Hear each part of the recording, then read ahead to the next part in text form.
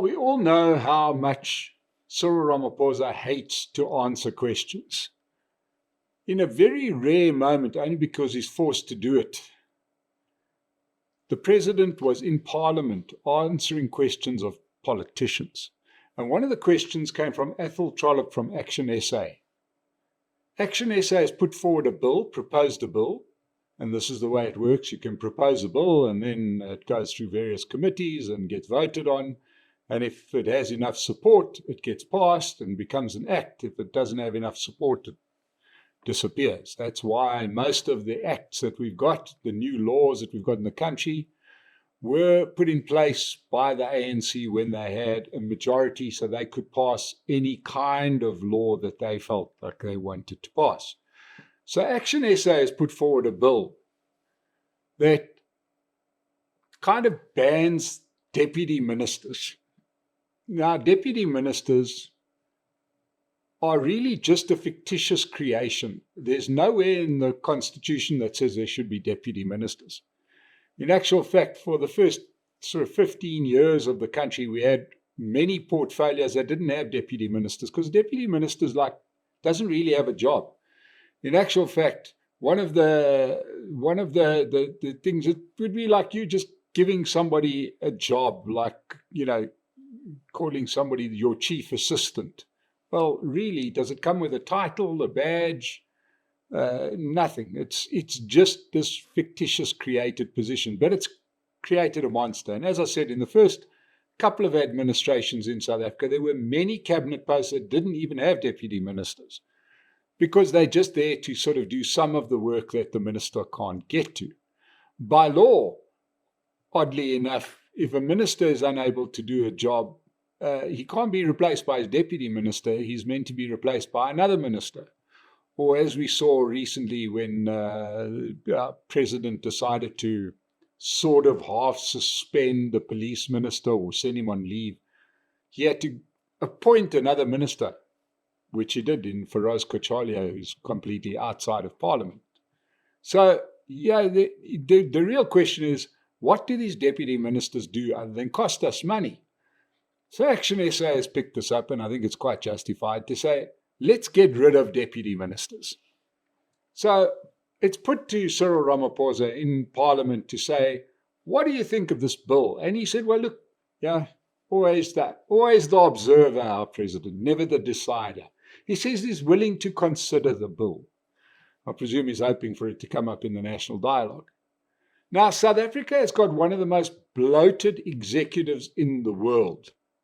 We've got over 70 people that are ministers or deputy ministers. This is crazy. America runs on something like 13 cabinet posts. South Africa has 40-something.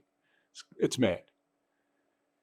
When President Ramaphosa came to power after he got rid of Jacob Zuma, this was, back in 2018, he said he was going to trim down the cabinet after the 2019 election. Needless to say, that came and went. And the trimming down became an enlarging of Parliament. It's like back to frontland. Whatever he says, he actually does the opposite.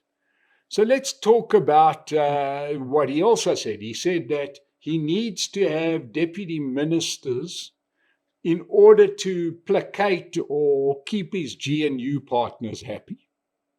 This is coming at your and my expense, remember? This costs the country close on R1 billion in having these deputy ministers. Because the deputy ministers then need staff, usually about 10 people. These are all highly paid people. They need to have protectors. They need to have speech writers. And they're not allowed to do anything. It's just crazy. South Africa currently has 43 deputy ministers. Did you hear that? 43 deputy ministers. Now, remember when I said Cyril said that this is because we need to keep the GNU partners happy. Let me explain to you how he's keeping the GNU partners happy. Of those 43 deputy ministers, 33 are from the ANC. That means that 70% of all of our deputy ministers are from the ANC. Well, the ANC makes up 57% of the government of national unity. So all you're really keeping happy are the ANC. The Democratic Alliance has 6 deputy ministers, right, which is 14% of the deputy ministers. And they have 30% of the government of national unity. They bring 30% of the vote to the government of national unity. Who exactly is President Ramaphosa trying to keep happy? He makes out like he's forced to keep these other parties happy. In actual fact, he's keeping himself happy. And he frames it in such a way like, I would love to do the right thing, but these other people, they, them, this mystical creature, is forcing me to do the wrong thing. No, Mr. President, you are doing the wrong thing all by yourself. The country doesn't need 43 deputy ministers, of which 33 are from the ANC. In fact, we don't need any deputy ministers at all earning these bloated salaries with blue lights and protectors. Get rid of them. We've got to support a bill like this coming out of ActionSA, but we've got to ask, why is it necessary in the first place? Just for once, do the right thing. We've got too many cabinet positions altogether.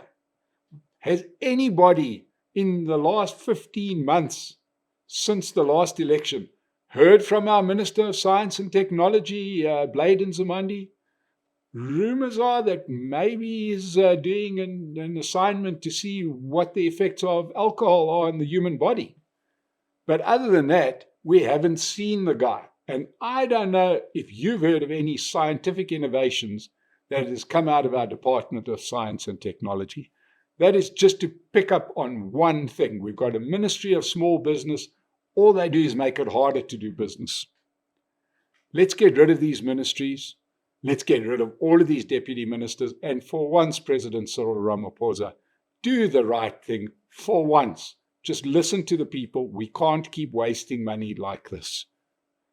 That's been me on the Political Insider. Subscribe to the channel. We'll see you again soon.